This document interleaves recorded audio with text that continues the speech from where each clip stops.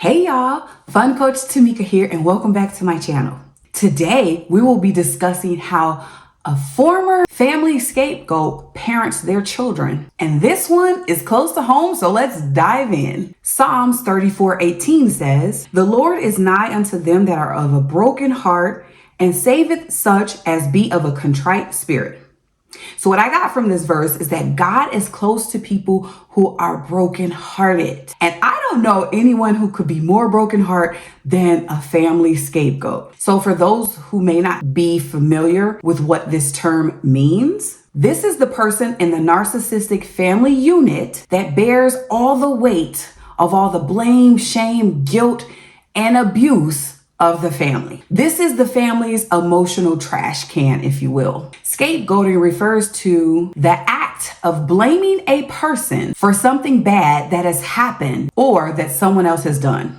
As a former scapegoat myself, I must say life has been extremely hard for me. A lot of it had to do with the trauma that I inflicted upon myself after being traumatized, because I was more likely and susceptible to accept dysfunctional friendships and romantic partnerships because it was normal to me. I had difficulty setting boundaries, maintaining healthy boundaries, and self-sabotage was my best friend. Years ago, I decided I had enough of my narcissistic family unit. So I separated myself from the dysfunction so that I could heal. I went to therapy and I wanted to break the cycle. If you can relate, listen up. And remember, this is PTSD, parents trying to stop dysfunction. So that's why we're here. When a scapegoat becomes a parent, they struggle with a variety of things. Some of the main things that I can mention is setting and maintaining healthy boundaries with their children, people pleasing, and good old passive aggressiveness. I remember when I was not maintaining and setting healthy boundaries with my child. She would ask me inappropriate things. And because I didn't want to seem mean, I would go along with it. But then because I was angry, more so at myself, I was resentful. And so I was very passive aggressive and